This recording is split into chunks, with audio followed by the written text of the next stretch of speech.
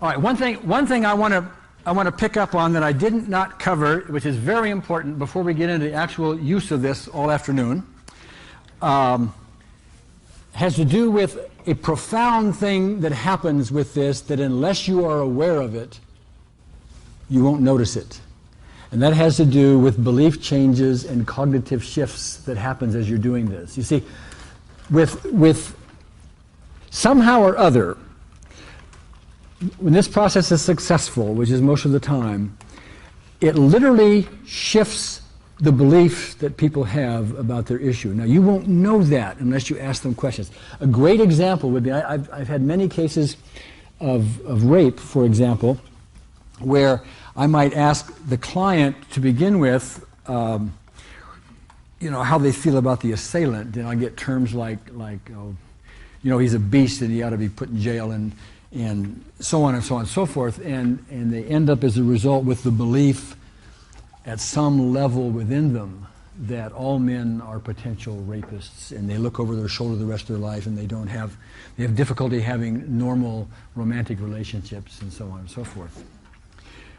I could ask them logically whether all men are potential rapists or whatever, and logically no, they will tell you no, but from an emotional level, because of their experience, they behave and react as though that were a very true statement. Now, with great regularity, after doing the tapping for the rape issue, they will say something like, "Oh, he was the one with the problem. I was just in the way." Now, do you hear a very healthy cognitive shift? That doesn't mean it's still her favorite experience, okay? It doesn't mean she wants to talk about it a lot, et cetera, et cetera, et cetera, but do you hear the cognitive shift underneath? That's the kind of thing therapists work for months and years to get somebody to say and believe it, okay? And in this case, if you will ask properly, so you're getting their proper statement out, they will give you that cognitive shift. They will also behave differently as time unfolds because of the cognitive shift. Now, one of the criticisms that I've gotten over time that's inaccurate about EFT is that it doesn't allow you insights. That's the way it's going. The one I use allows you insights, but see, EFT does not allow you insights. Okay, and a better way to state that is, whatever I do has within it a protocol for finding out what the insights are. Like there's some talk therapy involved in it or something like that, okay? And so therefore, EFT isn't what it's supposed to be because we don't get these insights. Well, let me suggest something to you. It's a matter of semantics. When you have insights to something, you have a cognitive shift which you are then discussing and you are then articulating. You have a cognitive shift going on, a belief change, if you will. And it's called an insight because it is verbalized, because it is articulated, because they talk about it and they go, "Oh yeah, that's right," And right before the therapist's ears and eyes, the person is saying, "Oh yeah, and this happened and that happened. No, I know that," and they have an insight. "Oh, now I see." Okay? Insight, okay? Now with EFT, we do this tapping, they have the cognitive shift, but unless you put something into the protocol that will bring these insights out, these cognitive shifts out, they will not be called insights because they have not verbalized them. And therefore, they don't know they had an insight. They will behave differently. They've had the cognitive shift very clearly, and you'll see that the more experience you have with it. It happens greatly, and it's very profound. But unless you dovetail in there some form of way to verbalize that, you will not see the insights, okay? Interesting point. Now, the question is, well, why don't we just put something in the protocol that creates insights and all of that, And that's because I wanted to leave this as flexible as I can. Now, when I was dealing with the Vietnam veterans, or for that matter, the prisoners, I dealt with a number of prisoners that are, in prison for murder and serial murder and people with a lot of problems. Many of these people could not care less about the why of it. Our Vietnam veterans, for example, want one thing. They don't want those nightmares anymore. And you could stomp on their big toe, and if the nightmares went away, they couldn't care less as long as the nightmares go away. They don't want to articulate it. They don't want to go over it again. They've done that hundreds of times with all the conventional stuff, and they're sick of it. And so, you know, it's meaningless to them. So we can just do the tapping, and as long as we are proficient in what we're doing, get the right issues and so on, we should have great success with it. They'll walk out the door without any, they have a lot of cognitive shifts, but they'll walk out the door without them. The fellow on the Vietnam vet on our EFT course tapes, his name was Robert. He was, those of you who saw it, he was the fellow that had to shoot this young boy, Vietnamese boy that was walking towards him like a zombie with a loaded grenade, okay? And he'd shoot the boy in the head, okay? And so that has stayed with him forever. What you did not see on the tape, because at the time I was editing it, I didn't want to show it, although I should have in retrospect, is when he started talking about this, he just broke into big tears. And he says, "You don't shoot little kids."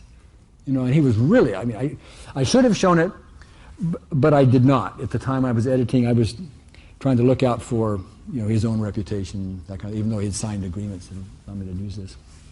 So I didn't show it. But that's what he said. "You don't shoot little kids." And he was really upset about it. We started doing the tapping. Anyway, those of you who saw the film saw that shift in him. And he would say, no, he says, I'm looking at it now like it was a movie. After we were doing some tapping. I'm looking at it now, he was coming up, but it's like it's a movie, okay? Like he's apart from it. And at the end of it, he said, and you can hear this on the tape, he says, you know, he says, it was him or me. And that was the case. It was him or me, okay? And he didn't really have much of a choice because the kid was going to come and throw some grenade in his Jeep, you know? But that, while it may seem a little subtle, is a major cognitive, that is major. From "you don't shoot little kids" to "it was him or me." And that doesn't mean he has no remorse about it. He's for sure, they wish it didn't happen. He's not going to talk and go out and brag about it. But as far as having the unnecessary sting leave, it went, and the cognitive shift was very obvious. You had a question back here? A comment. I found it kind of fascinating that first I was focusing on the pain and hurt that I felt in response to, you know, being verbally abused. And afterwards I found myself thinking how sad that a little girl was treated that way. Did you hear a cognitive shift? You know, I mean, it's profound what goes on, and yet it seems almost routine. It seems, to most of the clients, it seems almost routine. They talk about it like that's the way it's always been. You know, when they have the cognitive shifts, etc. Yeah, but yeah, we get a lot of that. We get a lot of that going on. You're not worthy because he doesn't think you're worthy? God doesn't. Because God doesn't think you're worthy. Okay. All right. Okay. All right. Because if you partake in such a thing, right? Okay. Then you have somehow or other blemished yourself in the eyes of God. Well, let's be more specific. You have blemished yourself in the eyes of the Catholic Church's version of God. Mm-hmm. Is that correct? Okay. All right. And my dad. And your dad. Well, the same thing. As a little girl, yes. As a little girl, yes. Okay. That's interesting, okay? The God thing. Because see, there's lots of religions out there. And there are some religions that would look at that and go, geez, who thought of that? Some religions would think that, okay? Others, yeah, you ought to be guilty. Yeah. There you are, 9 or 10 years old, you know. Somebody's holding you down at this bad experience. You, of course, should pay for it. That's not a very logical thing. How are you feeling? Pretty emotional. Okay. What's going on? Sorry. You have to do a thing. I'm just going to I'm sorry. I'm just trying to think what's going on. Don't think about what's going on. Just stay with me. I'm just going to tap up and down. Okay. Let's see what happens, okay?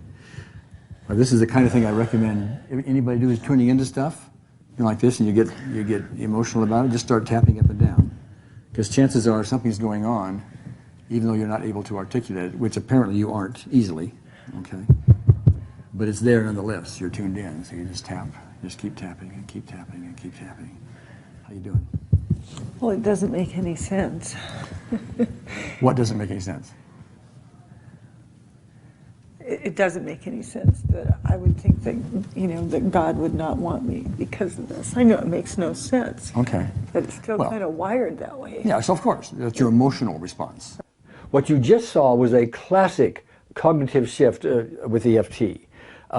Pamela now has a new perception about God's attitude towards her, even though we never tapped upon it directly.